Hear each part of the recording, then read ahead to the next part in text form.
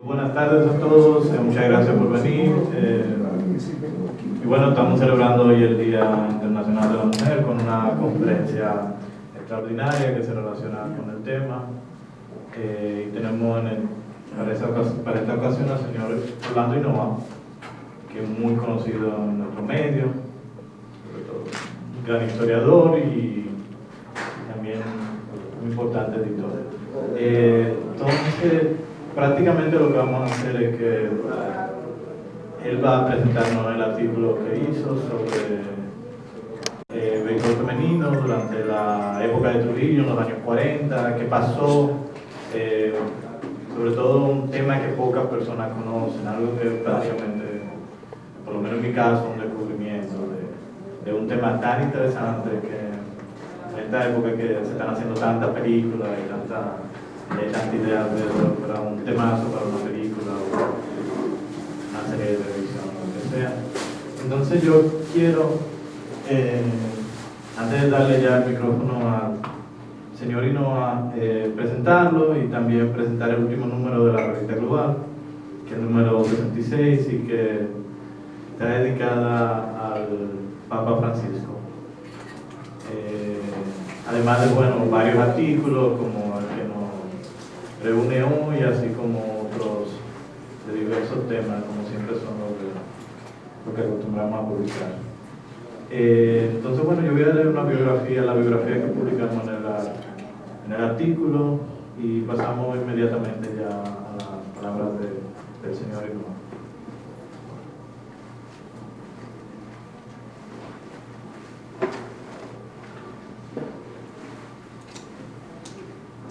Bueno, el señor Orlando Hinoa es un historiador dominicano, ha escrito ampliamente sobre historia social dominicana, conferencista en el país y en el extranjero, fue visiting scholar de la Universidad Hebrea de Jerusalén en un programa oficiado por Fulbright en el verano del 2014.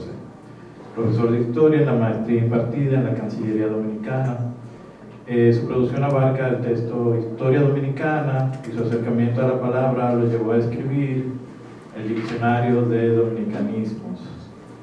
Es director de la editorial Letra Gráfica. Entonces, bueno, sin más que agregar, los dejo con él y bueno, espero que disfruten. Muchas gracias. Gracias a todos por estar presentes. El procedimiento, como corresponde, será bastante sencillo. En unos minutos yo lo estaré exponiendo las ideas centrales del tema que vamos a debatir. Trataré de ser preciso y coherente, explicando de qué se trata. Y como se estila, luego la participación de ustedes, ya sea con preguntas, con intervención, o dar detalles, o que ustedes así lo entiendan que es más beneficioso. Lo importante es que el tiempo que vamos a votar aquí tratemos un tema con alguna calidad académica y que nos sirva para ampliar nuestro conocimiento. Como ustedes saben, el tema que vamos a tratar hoy es sobre béisbol y sobre béisbol femenino, que es una cosa un poco extraña. Lo primero es que no es lo mismo softball que béisbol. Tienen reglas distintas, características distintas, y ha sido pocas las veces que las mujeres han jugado béisbol en la República Dominicana. Quizás por eso la importancia histórica del tema que vamos a tratar esta tarde. Quien le está hablando a usted ahora mismo sabe absolutamente nada de béisbol. En mi vida creo que he visto 4 juegos completos que no lo entendí. Lo encuentro un poco lento, no entiendo mucho cómo la gente está fanática y seguidora de una cosa que tiene 9 hombres donde nada más trabajan 2, un pitch y un catch, y a veces alguien que da un hit. No conozco mucho de eso. En el año 2003, que fue donde me acerqué a esta temática, yo recibí una llamada de un publicista que ya había sido designado, pero no empezaba su ejecutoria, había sido designado secretario de Cultura. Pero en ese momento, él era en los inicios del año 2004. entonces la cual antigua se vislumbraba como el próximo secretario de Cultura. Por lo menos eso es lo que se comentaba, eso es lo que se decía. Pero en ese entonces él trabajaba como publicista independiente, lo que él siempre ha sido, que le ha dado bastante éxito en su vida. Y él estaba manejando una cuenta bastante interesante a la compañía Verizon, que luego cambió el nombre y es lo que hoy se llama Codetel. Claro. Claro, se llama. Tengo varios. Y ellos tomaron la decisión, que otras corporaciones también lo han hecho, de no regalar canastas en Navidad, no regalar objetos caros y suntuosos, sino regalar un libro. Una medida que a mí me parece, sobre todo yo que soy editor, que me parece muy saludable, y además creo en ella y creo que es correcto. Por lo que conozco de pronto, sé que lo hace el Banco Popular, y en ese entonces lo hacía Verizon. Verizon tomaba una temática dominicana y buscaba especialistas para hacer un libro que fuera un libro atractivo, elegante, etc. Y si ustedes consultan los libros que se publicaron, recuerdo que había uno de la historia del bolero, en el cual yo trabajé como editor gráfico, que ese lo hizo Marcio Veloz Magiolo, Benedictín Delgado Baragón, por lo que recuerdo. Y se hicieron otros de la culinaria, sobre cocina, lo hizo Tolentino Dib, etc. Se hicieron varios libros de eso. Bueno, en un momento, para el año 2004, Verizon quiso que se hiciera un libro de la historia del béisbol en la República. Y el coordinador del proyecto era de Antigua, el cual tenía relaciones de amistad en esos momentos, y él me consultó que si yo quería como historiador participar en el proyecto.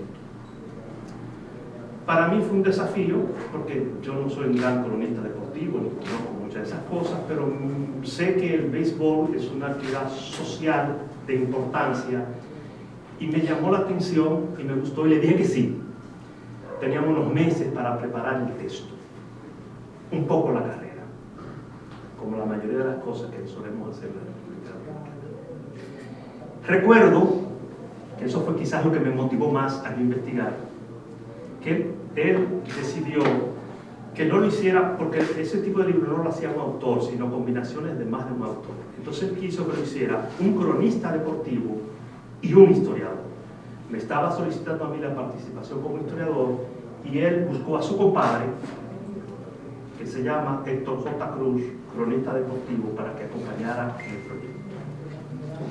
Él nos citó a una reunión de trabajo para iniciar el proyecto de la historia del béisbol a la cual yo asistí. Les menciono esto porque ahí fue que se dio el hecho que me motivó y me comprometió a tratar de hacer un libro de alguna importancia.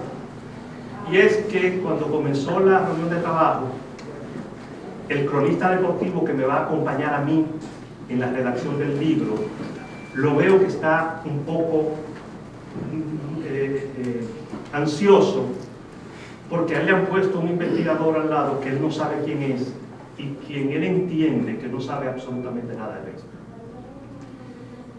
Yo le veo su preocupación, me quedé tranquilo, hasta que él se desespera y él, a tiro de copeta, me dice que qué yo sé de pelota.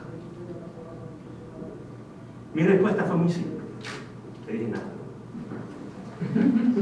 Pero le quiero agregar algo más, le dije, y como el cibaeño que tengo adentro como que se me subió, le dije, me da lo mismo que me contraten para escribir la historia de la minería en la República Dominicana, que tampoco sé nada.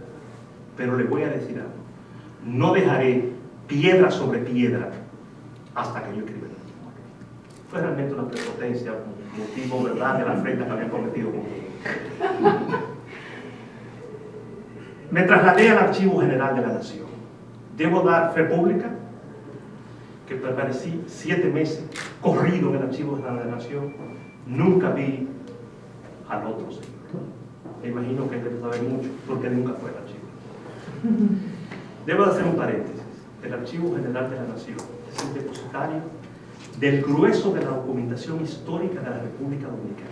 Hay temas de historia contemporánea que no se pueden escribir si no se consultan los documentos y los materiales que están en el Archivo General de la Nación. Es imposible escribir la historia contemporánea, la historia de los años del siglo XX, finales del siglo XX, sin consultar los documentos del archivo de la Federación. Y el béisbol es uno de esos temas. Hace 7 meses, y de pronto yo era ya casi un especialista en béisbol. Empezó a entusiasmar. Creo que hasta fue el estadio un día, para entender más o menos que son 4 bases y no 5, y esas cosas por el estilo. Pero me fui encantando con el tema de la película. Y bueno, el escrito tenía unos requisitos que había que cumplir: en extensión, en imágenes, en composición. E incluso hicimos un acuerdo ese mismo día, porque fue la única reunión que casi que nos vimos, no lo volví a ver más.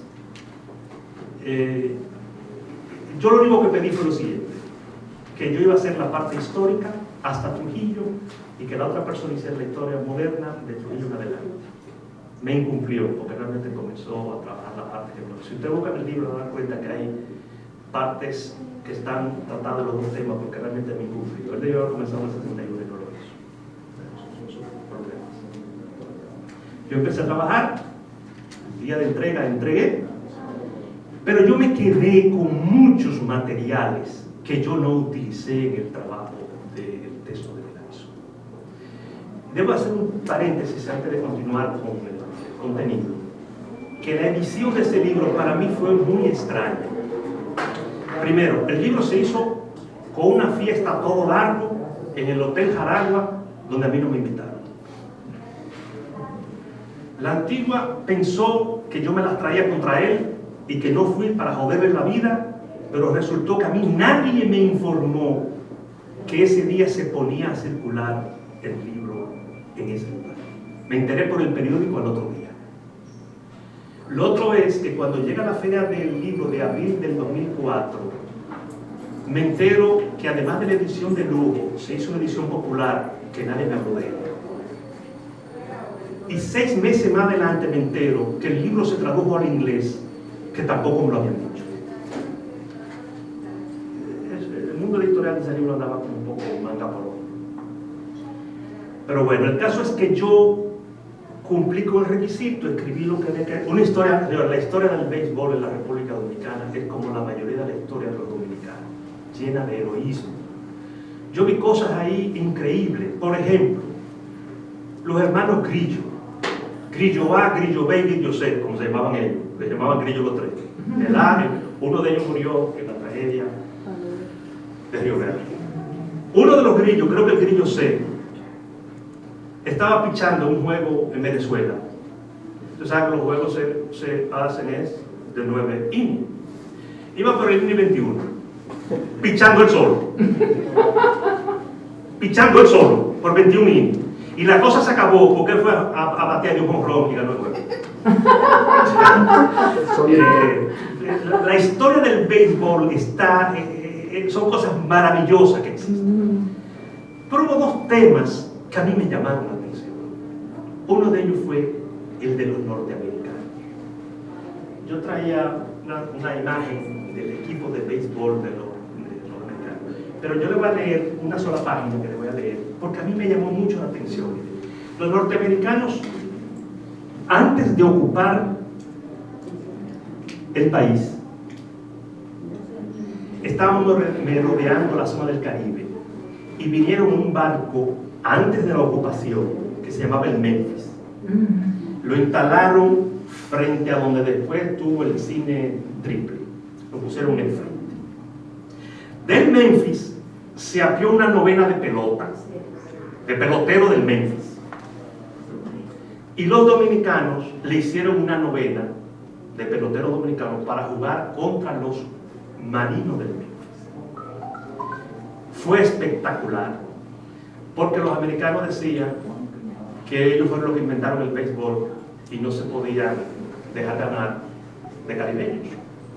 Y cuando se produjo la ocupación, los juegos de pelota que se hacían entre los dominicanos y los americanos no eran juegos de pelota, eran guerrillas, eran guerras de guerrilla de los dominicanos contra los americanos. Yo les voy a leer 2 líneas para luego pasar realmente al tema de la mujer, porque este tema a mí me atrae bastante. Le voy a leer para ser más preciso.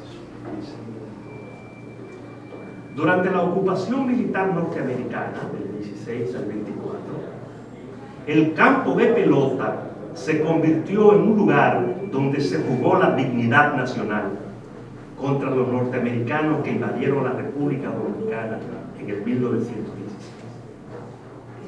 Un cronista deportivo dominicano escribió que el diamante del béisbol se convirtió por aquel entonces en el único terreno en el cual podíamos enfrentarnos a los yanquis y vencerlos. Era el mejor vehículo para manifestar nuestra protesta contra aquellos extranjeros. Medio siglo después, una historiadora norteamericana recoge esta idea y escribe que durante la ocupación, el play de béisbol era la zona donde los hombres norteamericanos y dominicanos ponían aparte sus identidades cotidianas y se enfrentaban como iguales. El enfrentamiento de los jugadores de béisbol yanquis y dominicanos alcanzaban mayor tensión porque, como lo afirmó un oficial norteamericano de inteligencia que operaba en Santo Domingo durante la ocupación, los marines no aceptaban desafíos, no se les podían permitir porque no contribuía a su prestigio dar a los criollos oportunidad de reírse de ellos. El estelar receptor dominicano Guagua Vargas, una familia legendaria de jugadores de pelota, narró la emoción que producía ganar un juego a los marines cuando los dominicanos se enfrentaban a los marines de ocupación y le ganaban. En un encuentro decisivo, el cual estaban ganando los dominicanos por una carrera en el 8º inning, los norteamericanos dieron un batazo con hombre en segunda. Balito, un legendario jugador dominicano, recibió la bola en el center field en el primer rebote. Ya todo parecía que Bomboree, uno de los norteamericanos que estaba jugando, anotaría la carrera del empate, pues estaba cruzando por la tercera, camino al home a toda prisa. Yo vi, y el que está hablando es Guagua Vargas, cuando Balito recogió la bola y cuando lanzó a Caratini, un puertorriqueño que vino aquí a trabajar en la ESO, que fue el promotor del béisbol de la República Dominicana, que jugaba con el equipo dominicano. Yo vi cuando Balito recogió la bola y cuando lanzó a Caratini al short, y vi también cuando este lanzó hacia el home, porque Bombardier venía como la home del diablo por el home. Venía al mismo tiempo el tiro perfecto de Caratini y también a Bombardier se le abalanzaba hacia el home, pero la pelota se adelantó más que el Yankee y entró en mi mascota. Era Guaguarita, que Charlie. Recuerdo cuando tomé la pelota y me enredé con esa montaña que era el gringo Bombardier. Un rubio de más de 6.3 pies y más de 200 libras. Al tocarlo, rodamos por el suelo como un solo paquete. Una algarabía ensordecedora se escuchó en todo el gimnasio escolar, que era donde se jugaba pelota cerca del cine. Todavía en el suelo oí al chef Ampaya gritar ¡au!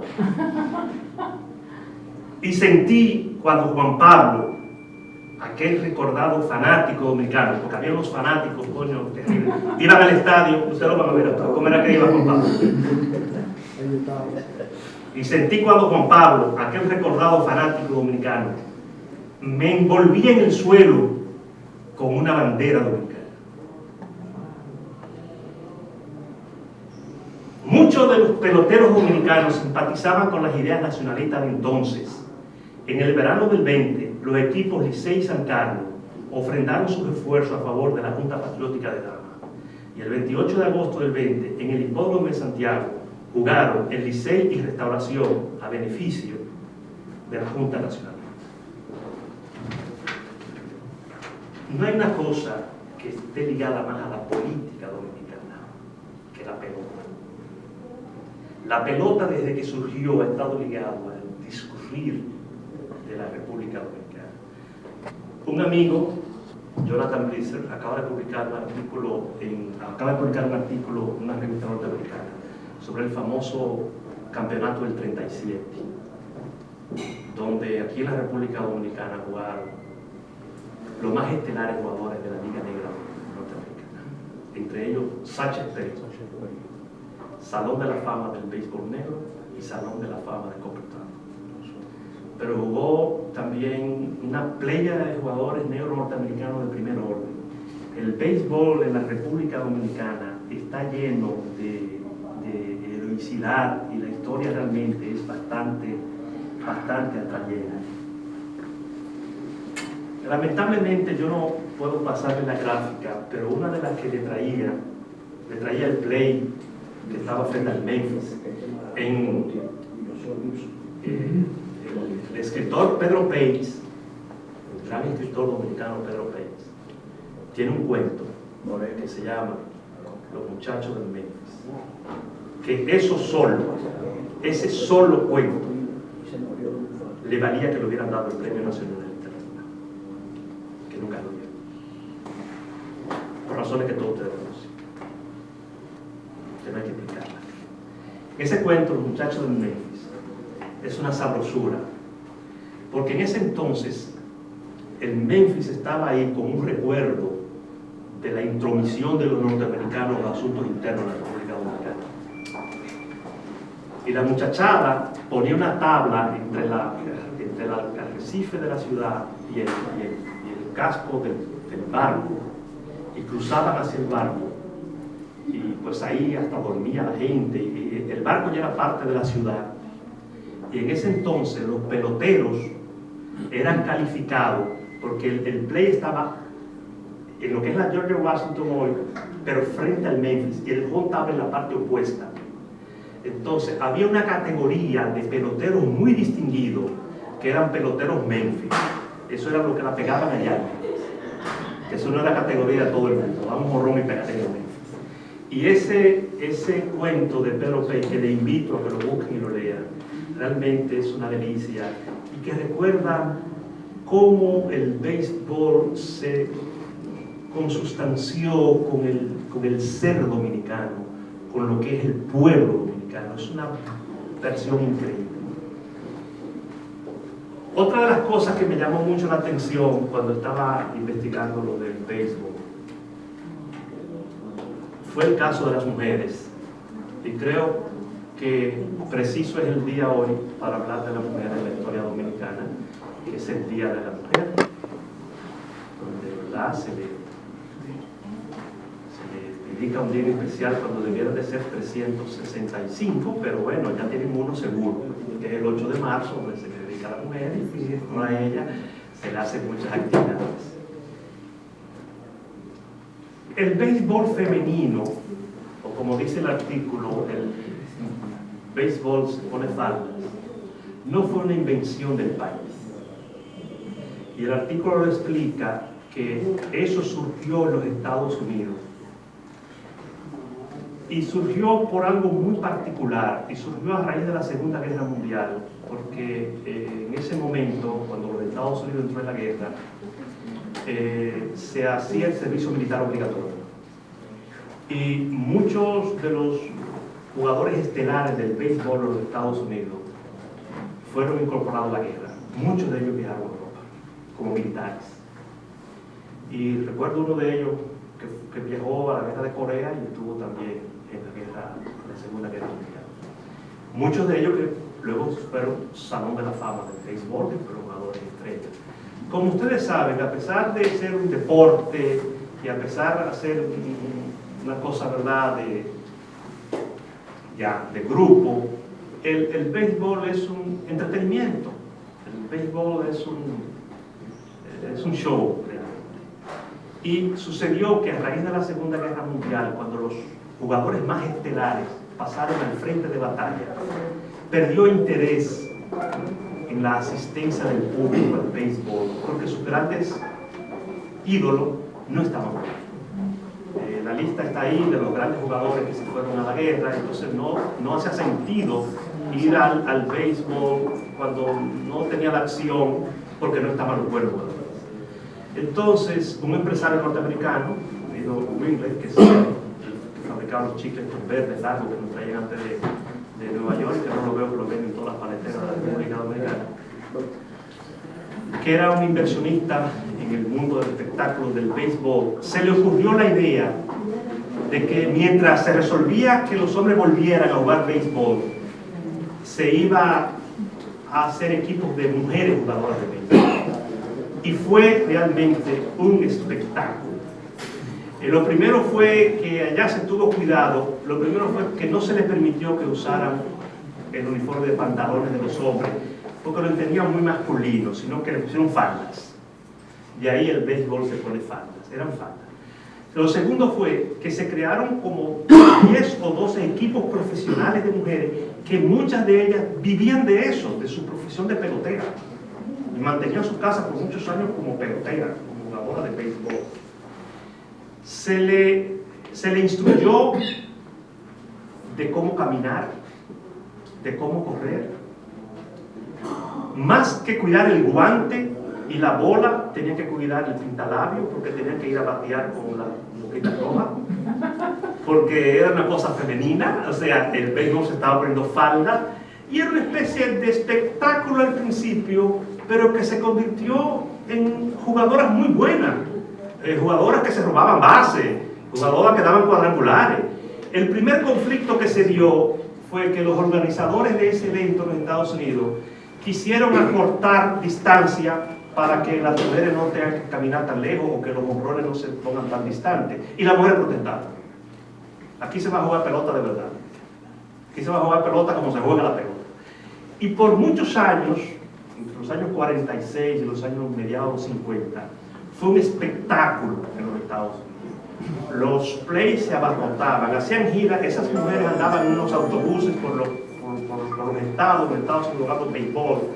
Fue realmente un acontecimiento de la época. Cuando el béisbol en los Estados Unidos estaba en su auge, se pasaba, no sé si alguno de ustedes alcanza la edad, creo que sí, por lo que estoy viendo, de que en el cine, antes de comenzar la película, se pasaba un noticiario. Había dos grandes compañías, una de ellas era New Reels, había otra compañía que hacía un noticiario corto, que era bastante importante porque era una especie como de extra que te regalaban, y entonces te ponían noticias de Europa, de la guerra, en el 46, te ponían cosas de Estados, también variedades de cosas. Y pues la gente se entretenía y luego veía su película.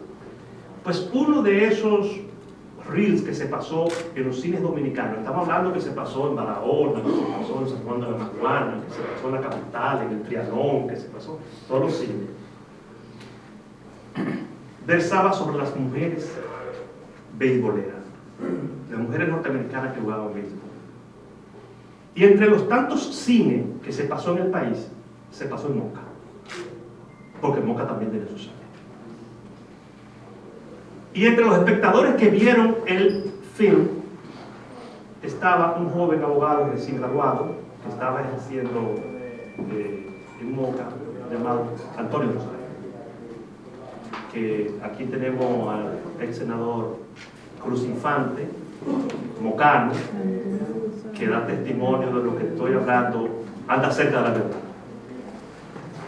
Por ahí que anda. Okay. Moca en ese momento se convirtió vamos a llamarle casi la ciudad olímpica, en la capital del béisbol, porque en el 46 pasó una tragedia en la República. Fue la de Río Verde, que mucha gente piensa que es Río Verde de La Vega y es Río Verde de Montellano, de Monteplata. En el béisbol amateur suele ser más interesante que el béisbol profesional, porque en el béisbol amateur los muchachos dejan los cueros en la base cuando se deslizan. Entonces había un encuentro entre el equipo de Santiago, que era una máquina, el equipo de Santiago. El pitcher que tenía, que fue que pichó la tarde fatídica en Barahona, se llamaba Bombo Ramos.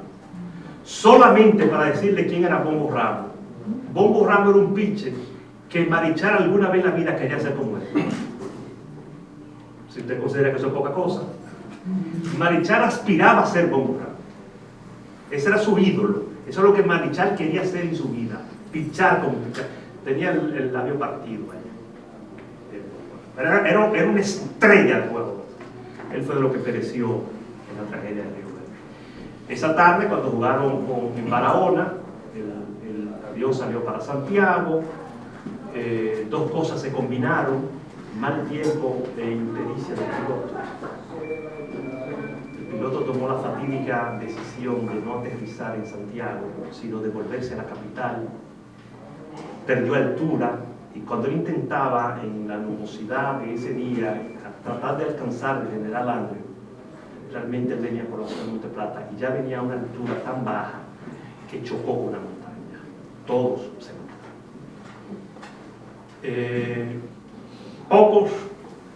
Pocos velatorios se han hecho en la República Dominicana tan sentido como cuando Santiago veló a su pelotero.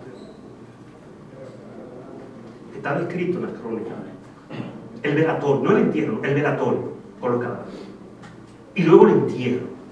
Y por participación popular se hizo un mausoleo que es muy bonito, que está en Santiago, que es a los peloteros de Río Verde. El pueblo colaboró para hacer un mausoleo a los peloteros. Pero ¿qué sucede? Que el equipo se desaparece entero. Miren si eso conmovió que Hugo Tolentino Díaz, que no es un gran poeta, le escribió un poema a los muchachos de Río Verde y lo publicó en la prensa, a los caídos de Río Verde. Eso ocurrió en medio del campeonato del año 46. Moca decidió quitarle el nombre al equipo de Moca y poner el nombre Cibao en honor al equipo de Santiago y tomar la bandera que había caído con el accidente de los peloteros de Santiago. Debo decirle que haciendo, como decimos en el Cibao, de tripa corazón, Moca ganó el campeonato. En Moca no se ha hecho un recibimiento, ni lo que hacen los políticos usando ahora recursos del Estado en las campañas que hacen ahí en Moca, ni aún así han llevado la multitud que fue a recibir a esos peloteros de Moca cuando ganaron el campeonato del 46, en honor a los que cayeron en el. Es que la pelota hierve las pasiones. La gente con el béisbol se vuelve loco. Entonces, en ese año, cuando se pasó el film de las mujeres peloteras, Antonio Rosario dijo una cosa muy simple: si en Estados Unidos las mujeres juegan pelota, aquí también. Y se empezó a constituir un equipo de pelota. Se buscó a uno de los muchachos del equipo de Moca como instructor. Las mujeres empezaron a ir al estadio a jugar. La fiebre se expandió. San Francisco de Macorís hizo un equipo. Y un señor de Baní, para esa misma época, que le decían el americano McKinney, que está vivo, es el padre de Pablo McKinney. Era profesor en Barahona. Y él allá hizo un equipo de béisbol femenino en Barahona. Recuerdo que en las crónicas había una muchacha apellido Peláez de Barahona, que él le cambió el nombre, le puso la Bob Feller dominicana. Bob Feller, uno de los grandes pitchers del momento, en el 46. Y cada uno de estos pueblos, pues, empezó a la gente a asistir, el mismo fenómeno que se dio en los Estados Unidos. Empezó la gente a asistir, a ir al estadio, las muchachas a dar declaraciones a la prensa, la entrevistaban, y el béisbol empezó a tener, el béisbol femenino, a tener un auge, hasta que llegó a la sala de redacción de los periódicos de Santo Domingo. Los cronistas deportivos en ese entonces se volcaron en contra del béisbol femenino. Argumentaban fundamentalmente que eso era cosa de hombre y que si las mujeres se ponían a jugar béisbol se iban a volver molletudas y iban a perder esa feminidad que los hombres buscan en cada una de las mujeres. Y que eso había que prohibirlo, que la pelota las mujeres no podían jugar. Por esas cosas extrañas de la historia, un muchacho joven que era cronista deportivo, pero que él no sabía mucho de pelota, porque lo que sabía era de caballo, pero él escribía también de distintos aspectos de la pelota, y en ese entonces era un anodino, nadie sabía quién era, salió en defensa de la mujer. Ese cronista deportivo después va a ser muy conocido por todos ustedes, porque se llamaba Johnny Ave García. Yo creo, no estoy seguro que lo pueda afirmar, que si Johnny Ave García hizo algo bueno en la vida, fue defender a las mujeres peloteras del 46. Creo yo, si fue que hizo algo bueno en la vida. Recuerdo en una de las entrevistas que le hicieron a una de las muchachas de Barahona, porque ese fenómeno no duró mucho tiempo, no pasó del año 46. El experimento no pasó del año 46.